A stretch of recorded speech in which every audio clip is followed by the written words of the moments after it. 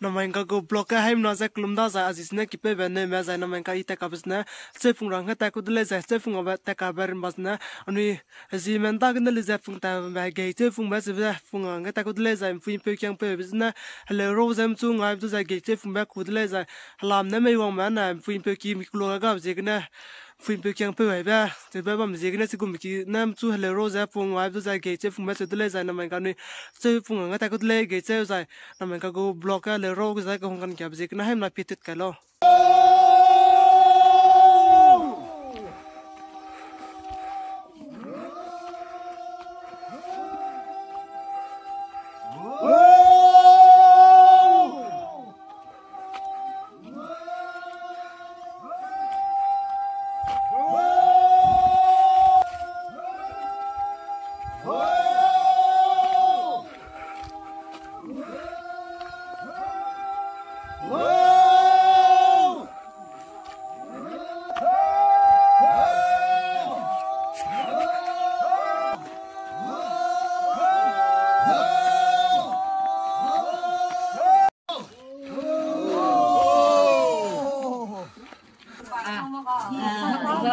anh lấy luôn ăn táo gì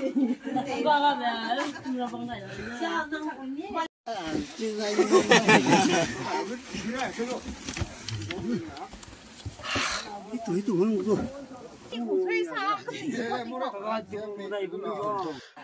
ai da tak raman na ngaram da lawam kuda zai da i raman na kina tingge kuda zai ali che na wam za te wa ya ai da tam ram le za le se wa na zo me sak na le kra ma da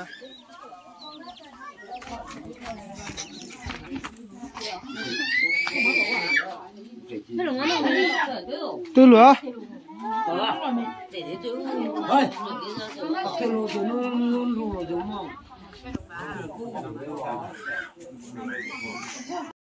con là nuôi chơi phùng lấy lúa đó giải cái chơi phùng ra nuôi các phùng sang cầm lúa ra phi nó là tăng lên tiêu lấy lúa ra giải ai ra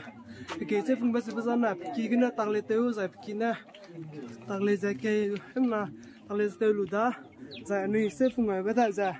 họ sẽ kiêng kia còn từ khi sẽ kiêng cái kia phùng này có đó giải là đừng nên tao làm là đó giải cái tăng lên tiêu mà ra nuôi nó đi ra mang sắm là tăng lên tên lúa đó giải pinung làm là tăng lên ha tên lúa đó giải cái cái từ mà tàu là em là tu mà kilo đó làm cái chế bung bây giờ chế bung này lúa ra mình cá này cái đây giải dầu lẻ sạc ra mà bom lòng mình đó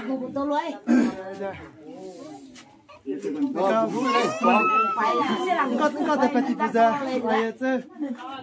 khi mà lịch quyết đó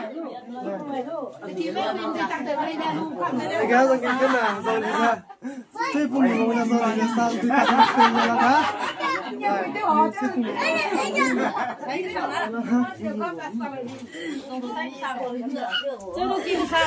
ada nó mày cao sang ada từ đó là từ khi chơi phụ nữ đó nó mày cao ai hết rồi tao ai lấy áp từ đó là sang nữa cả chơi phụ nữ đó ada phi đó để khi mà lấy phi đó là sang đâu chơi là ai ghép từ tao không biết nữa ai ghép phi vô chơi cái chơi rồi phụ nữ đó là ai cầm rồi mà ai nó nên càng ngâu bom ra cầm rồi mà ra ai tắc tiêu rồi mà tắc tiêu nghe cầm gì đó ra anh cái kim nó tăng lên từ ta lên ra tắc tiêu mà còn lên ra mà nó xong rồi này nó mình go video ra ai video tới đang ngồi lên nó nè like đi tới nó ra nó nên càng mang share tới pro lo go blog cái này anh nó lấy tới lại giải vòng cái video này hay là tới cái